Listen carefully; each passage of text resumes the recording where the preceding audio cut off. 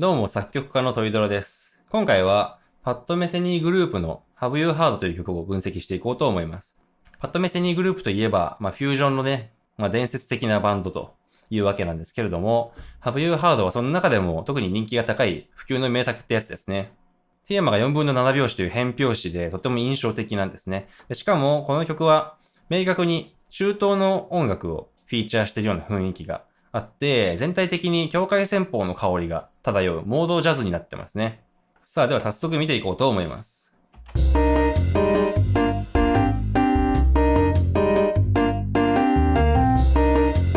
はい、これがリフになっていてテーマになってるんですけど、素晴らしい変拍子。4分の7拍子なんですね。なんですけども、ちょっと一個面白いことがあって、このベースピアノとドラムセット、この2つのパートで4分の7拍子の解釈の仕方が異なってるんですね。ピアノベースの方ではズチャチャズチャチャっていう部分、ここは明らかにこの不転四分音符、つまり8分音符3個分で1拍になってますよね。1、2ですね。で、その後、ズチャッチャチャッチャと進むところに関しては8分音符4個分で1拍になってますので、1、2、3、4っていう捉え方になってます。楽譜に表すとこういう感じですか？こういう拍の捉え方になってます。なんですけど、ドラムの方はね、これ、タッタタッタッタッタタッタっていう、このタッタタッタっていうやつを、これをね、2回繰り返してるだけです。なので、8分音符7個分を2回やってる。楽譜に書くとすると、こういう捉え方になっています。2つのパートで4分の7拍子って表紙は全体的には同じなんですけど、どういう風に切るかっていうのを捉え方が変わってるんですね。だからリズムがここでずれちゃうんです。このずれが面白い。そういう変わった変拍子になっています。さあ、そしてコード進行ですね。コード進行の方は割とシンプルなんですけど、1、4、5、6を繰り返すだけです。ただ、ここでね、5の和音がマイナーセブンスで取られてるっていうのがポイントですね。この曲全体的に5の和音が全部マイナーセブンスになっています。5のセブンスという和音はほとんど出てきませんね。5の和音をマイナーセブンスで取るとドミナント性というのが失われるわけですよね。で、結果的にエオリア旋法の境界旋法の雰囲気が出ます。もしくはドリア旋法の境界旋法の雰囲気が出ることもありますけど、この曲はね、つまりドリア旋法とエオリア旋法で書かれているというわけなんですね。で、5から6に進んで、6から1にもう一回戻るんですけど、6から1に直接行っちゃうあたりは、とてもアメリカ音楽っぽいですよね。アメリカ音楽の特徴として、6から1に直接行っちゃうっていう進行があるんですけども、サブドミナントとして使っちゃうんですね、6の和音を。で、テーマが始まるとメロディーラインが出てきます。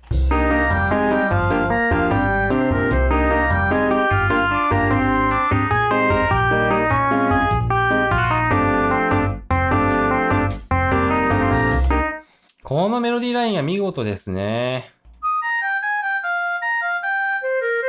こういうメロディーになってるわけなんですけども、なんかペンタトニックの雰囲気が感じられますよね。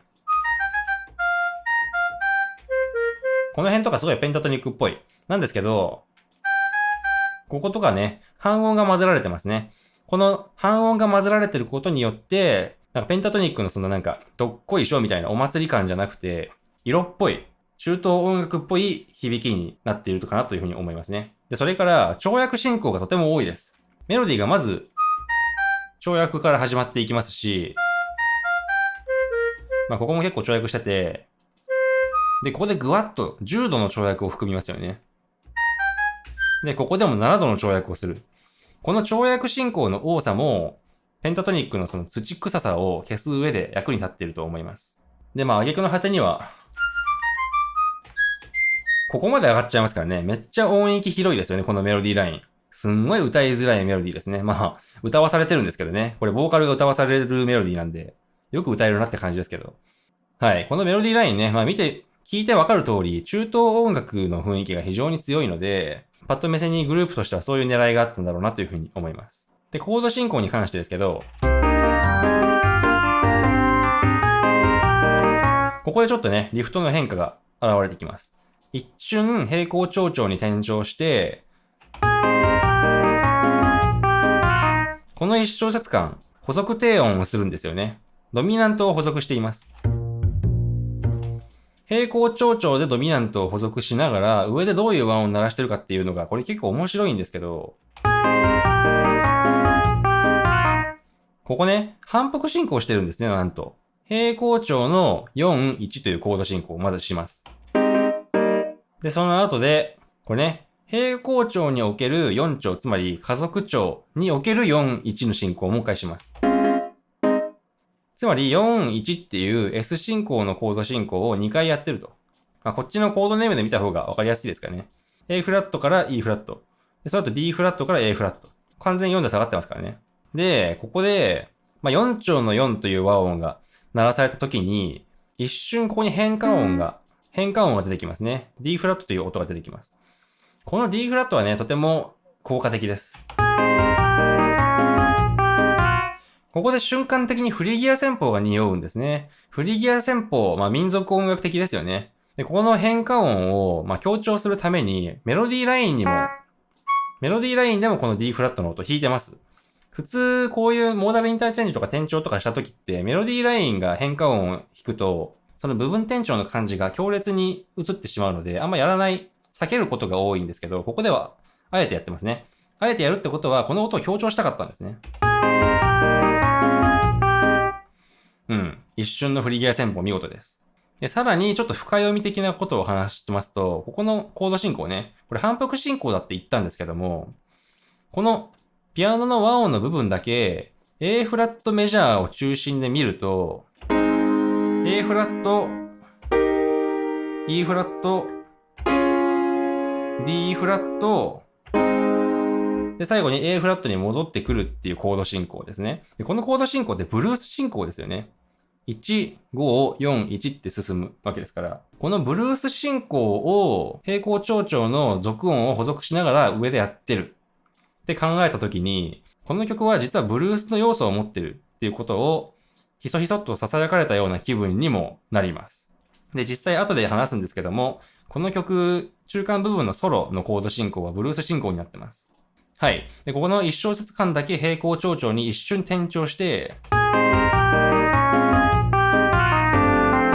ここで、まあ、せっかく直前で平行長調の5の和音を、まあ、補足しながら鳴らしていたのに、普通に戻ってきて、もう一回5の和音、主調の5の和音を鳴らし直すんですね。で、ここで鳴っている5の和音っていうのはやっぱりマイナーの形になってるんですね。で、ついでに言うとこれオンコードになっていて、ドリア旋法のモーダルインターチェンジがここに入ってますね。ここでもドリア旋法、まあ、モードが出てきているわけです。かっこいいですね。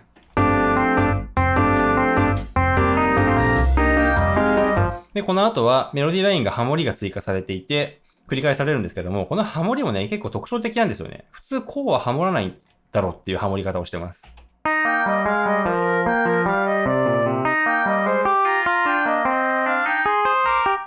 これね、普通ハモるときって3度の音程でハモることが多いんですけども、ここでのハモリは4度とか5度とか6度みたいな遠めの音程でハモってるんですね。これによってやっぱりなんか民族音楽的な空気感っていうのを出そうとしてるんじゃないかなっていうふうに思います。民族音楽って4度とか5度っていう音程で、完全音程でハモることが多いですし、3度でハモるとなんかエモくなっちゃうんですよね。ウェットな感じに、なんか湿った感じになっちゃう感じがするんですけど、まあ、4度や5度や6度で、ちょっとカラッと乾燥した感じでハモりたかったということなんじゃないかなというふうに思います。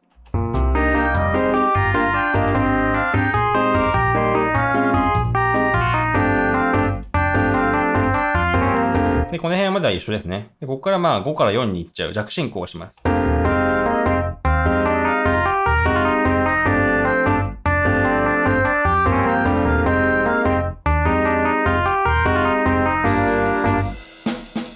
で、ここでね、止まるんですね、和音がね。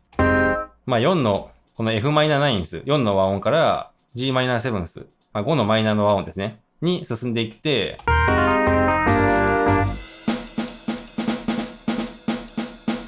このね、ドラムソロが始まるんですけども、ここで、じゃーんじゃんって、このまま和音がね、ペンディングされるわけです。ここで和音がペンディングされるので、なんかこの g マイナーセブンスの和音がこれ解決してるんじゃないかっていう風にも感じられちゃうんですね。長く伸ばされる和音って解決和音に感じちゃいますからね。で、そうすると、G マイナーセブンスで解決したんじゃないかって捉えたときに、これフリギア戦法になるんですよね。G フリギアンスケールにおける、この和音、7ですね。7から1へ行って解決。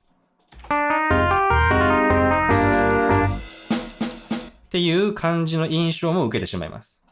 で、ドラムソロが終わって、こういう風に解決するんですね。この時一回4の和音を返するんですよね。5、4、1という解決になっています。これブルース進行ですね。さっき話したブルースの要素がここにちょっと現れてるわけです。で、この後、ソロが始まっていくんですけど、ソロの部分は割愛させていただきます。で、割愛はしちゃうんですけども、間奏のコード進行も非常にブルースのコード進行に近いコード進行で、やっぱりブルースがちょっと意識されてるんじゃないかなというふうに思いますね。で、その後もう一回テーマに戻っちゃって、もう一回テーマ繰り返した後で、ソロに入るんですけど、ソロの前の部分に間奏が挟まれます。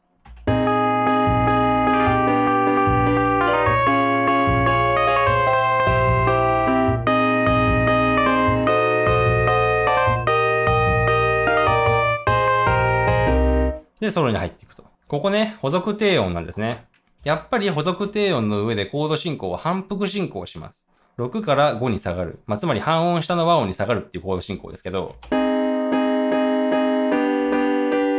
こんだけですね。これを反復するんですね。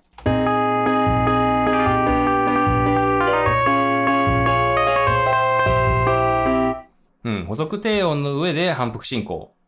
これは狙ってやってますね。で、その後も補足低音を続けて、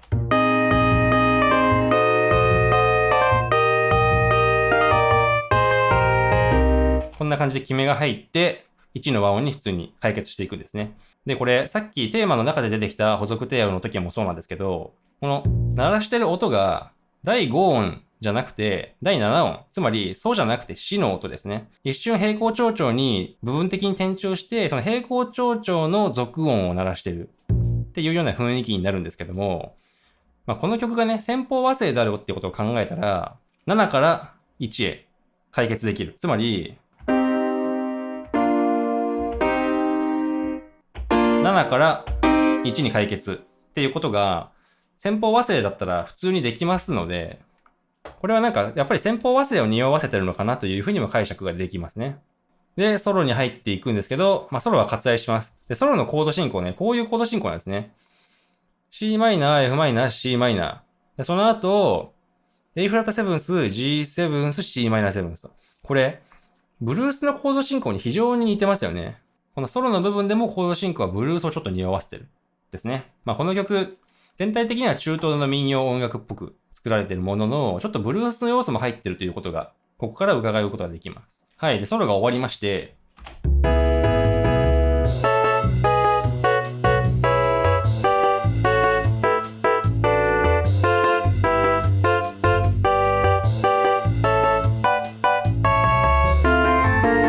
こういう風にもう一回テーマに戻っていくんですけど、このテーマに戻るときのこのね、感想に、の部分ですけど、やっぱりまた補足低音が見られますね。で、このコード進行は簡単ですね。4、3、2、1と下がってるだけです。で、その後、やっぱりこれ反復進行するんですね。反復進行するんだけど、今度はベースラインごとずれます。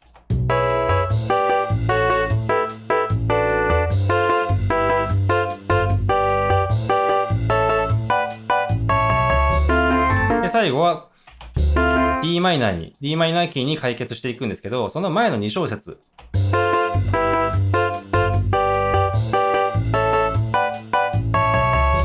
なんか和音はすごい動き方をしてるから分かりづらく見えるかもしれませんが、ベースラインだけ見れば、こう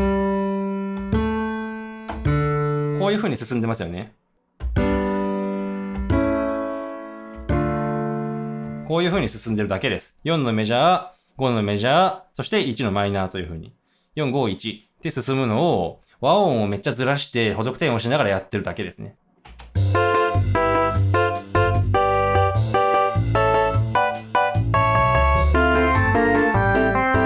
はい。で、なんかしれっと D マイナーに転調していて、このままテーマを繰り返していきますね。で、同じテーマがバーッと繰り返されて、最後にアウトロです。アウトロ。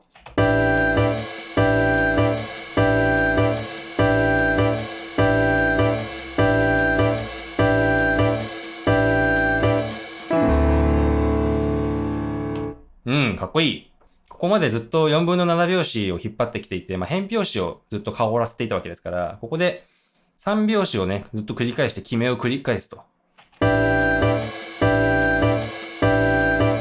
で、マイナス5、マイナス5、マイナス5、マイナス5ってやって、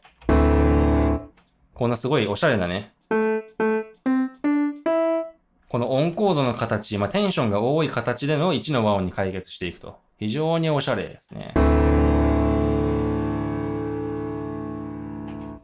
コード進行的にはすごくシンプルにはなってるんですけども、このね、5の和音が、やっぱりマイナス5の和音、5のマイナーの形を貫かれている上に、オンコードですね。オンコードになってテンションが上積みされているので、ドリア戦法の和音になってます。モーダルインターチェンジですね。